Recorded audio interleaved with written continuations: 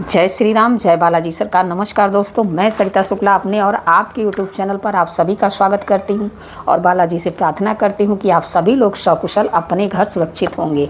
दोस्तों, आज हम बात करेंगे आषाढ़ मास को लेकर के। देखते देखते ज्येष्ठ मास समाप्त होने वाला है।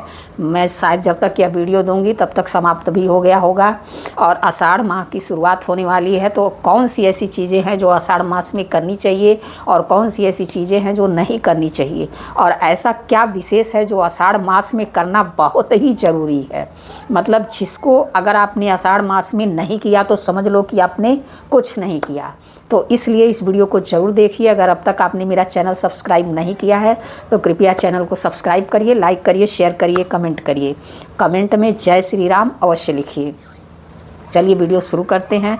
वीडियो शुरू करने से पहले सबसे पहले सभी बड़ों को सादर चरण स्पर्श, छोटों को शुभ आशीर्वाद, जो मेरी उम्र के हैं उनको प्रेम भरा नमस्कार। जैसा कि मैंने आप लोगों को बताया कि देखते देखते देखिए ज्येष्ठ माह जो है समाप्त हो गया, आषाढ़ माह शुरू होने वाला है और जब तक मैं यह वीडियो दूंगी तब तक आषाढ़ मास शायद शुरू भी हो गया होगा। देखिए हर महीने में पूर्णिमा का पर्व मनाया जाता है। ज्येष्ठ माह में पड़ने वाली पूर्णिमा को ज्येष्ठ पूर्णिमा के नाम से जाना जाता है। इस पूर्णिमा से ज्येष्ठ माह का समापन होता है और इसके बाद आषाढ़ माह की शुरुआत होती है। सनातन देखिए हमारे धर्म में हर महीने के कुछ न कुछ विशेष बातें हैं और कुछ न कुछ विशेष मतलब उसके पर्व हैं जिसके कारण महीने जो है बहुत ही शुभ माने जाते हैं। तो इसी प्रकार आषाढ़ माह का भी खास महत्व बताया गया है। इस दौरान भगवान विष्णु की विशेष पूजा अर्चना की जाती है। मान्यता है कि ऐसा करने से जातक को सभी प्रकार की परेशानियों से मुक्ति मिलती है और साथ ही सुख समृद्धि का आशीर्वाद जो है प्राप्त होता है।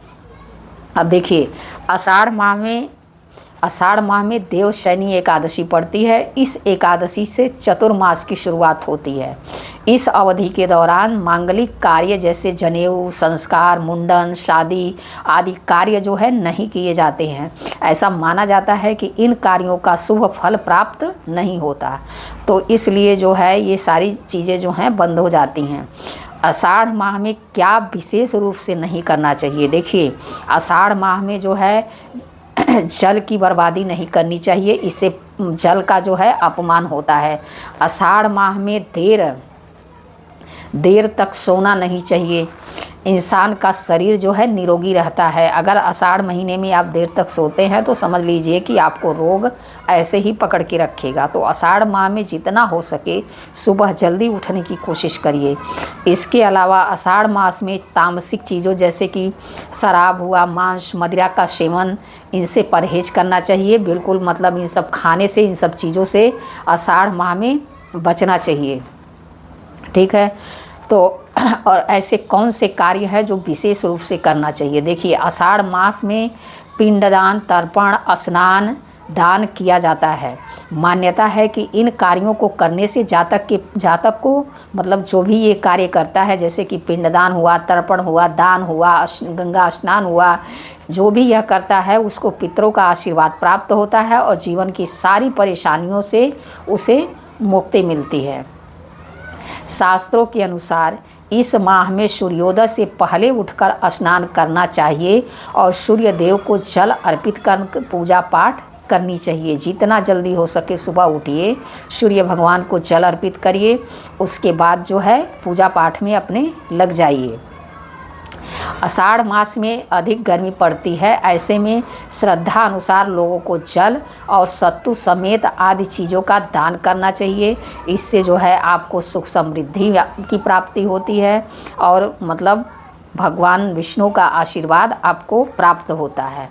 अब मैंने आप लोगों को पिछले साल भी एक चीज़ बताई थी और मैं इस साल भी आप लोगों को बताने की कोशिश कर रही हूँ। अब करना ना करना आप लोगों के हाथ में है। मेरा काम है बताना, मैं बता दूंगी।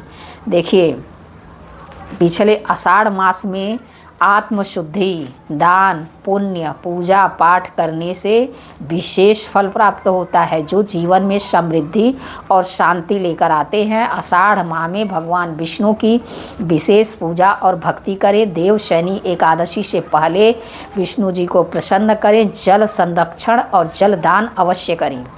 और देखिए आषाढ़ मास में ही आप जो है विष्णु सहस्त्र नाम का पाठ जो है अगर अब तक आप नहीं करते रहे हो तो अब करना शुरू कर दीजिए। आषाढ़ माह में विष्णु सहस्त्र नाम का डेली पाठ करना यानी कि रोज़ पाठ करना शुरू करिए। इससे आपके घर में जो है धन संबंधी समस्या समाप्त होगी और लक्ष्मी नारायण दोनों आपके घर में निवास करेंगे। देखिए ये सारी चीज़ें और देखिए आषाढ़ मास में खाना क्या नहीं चाहिए। आषाढ़ माह में हल्का और सुपाच्य भोजन करना चाहिए जिसमें पानी युक्त फल और सब्जियां शामिल हों। इस माह में बेल, बैगन, मसूर दाल, गोभी, लहसुन, प्याज से बचना चाहिए। ठीक है। आषाढ़ मास में क्या खाना चाहिए? आषाढ़ मास में आपको जैसे कि तरबूज हुआ, खरबूजा हुआ, अंगूर हुआ, आम हुआ, केला हुआ, अन्य और भी रसीले फल तमाम हैं। इन तरह के फलों का आप सेवन कर सकते हैं। सब्जियों में जैसे खीरा है, ककड़ी है, धनिया है, मूली है, अन्य हरी सब्जियां हुई, इसको आप खा सकते हैं। छाछ, दही और अन्य दुग्ध उत्पाद मतलब इस तरह की चीज़ों को आप जो है आषाढ़ मास में खा सकते हैं। अब जो है मैंने आप लोगों को बहुत सारी चीज़ बता दी है। आषाढ़ पट्टी एक शब्द है जिसका उपयोग आषाढ़ मास के दौरान उन विशिष्ट अवधि का वर्णन करने के लिए किया जाता है जब पारंपरिक मान्यताओं के कारण विवाह जैसी कुछ गतिविधियां टाली जाती हैं। ऐसी मान्यता है कि महिलाओं को नए कपड़े, रेशमी साड़ी पहनने या यहाँ तक कि अपने बाल भी नहीं बनवाने चाहिए। मतलब आषाढ़ के दिनों में महिलाओं को जो है नए कपड़े नहीं पहनने चाहिए, अपने बाल नहीं कटवाने चाहिए। जैसे आजकल तो फैशन बन चुका है, लोग पार्लर में जा रहे हैं, बालों को अपने अच्छे से सेट करवा रहे हैं। तो आषाढ़ मास में जो है इन सब चीज़ों से बचना चाहिए। मैंने आप लोगों को डिटेल में बता दिया। अब जैसा कि मैंने बताया था कि मैं आप लोगों को एक बहुत ही विशेष चीज़ बताऊंगी, तो अब वह विशेष बात बताने का वक्त आ गया। देखिए आषाढ़ महीना बहुत ही पावन महीना है और आषाढ़ जैसे कि हर घर में तुलसी होती ही है, ऐसा तो है नहीं आजकल के टाइम में किसी के घर में तुलसी ना हो। बहुत कम घर ऐसे मिलेंगे जिनके घर में तुलसी ना हो। जिनके घर में तुलसी ना हो और जिनके घर में तुलसी हैं, मैं यह सभी लोगों को कहूँगी कि आषाढ़ के माह में तुलसी का पौधा अपने घर में अवश्य लगाइए। देखिए कहा ही गया है, जे तुलसी के लगावे आषाढ़ ते पावे बैकुंठे वास।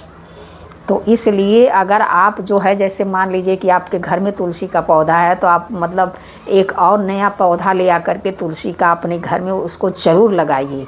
और जिनके घर में तुलसी का पौधा नहीं है वह लोग तो विशेष रूप से जो है तुलसी का पौधा ले आकर के लगाएं और दोनों टाइम माँ तुलसी को दीपक जलाएं, उनकी पूजा करें और वहाँ पर कम से कम 27 बार माँ तुलसी के सामने खड़े होकर के ओम नमो भगवते वासुदेवाय, ओम नमो भगवते वासुदेवाय इस मंत्र का जाप अवश्य करें।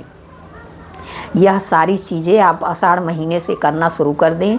फिर उसके बाद इसको लगातार आप करते रहिए।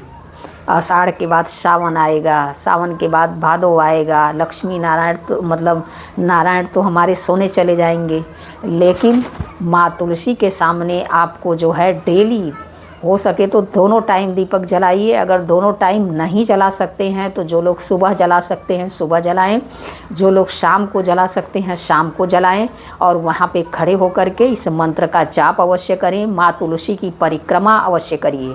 कम से कम 11 बार माँ तुलसी की परिक्रमा करिए और उनकी पूजा करिए, उनकी अर्चना करिए जितना हो सके।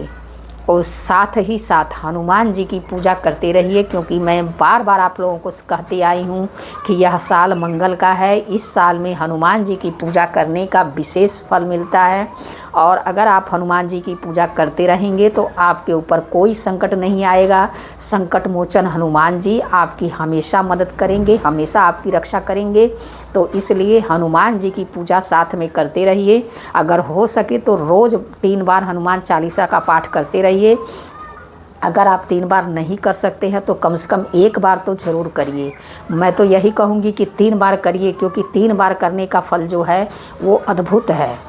तो अगर आप 3 बार कर सकते हैं तो डेली 3 बार करिए।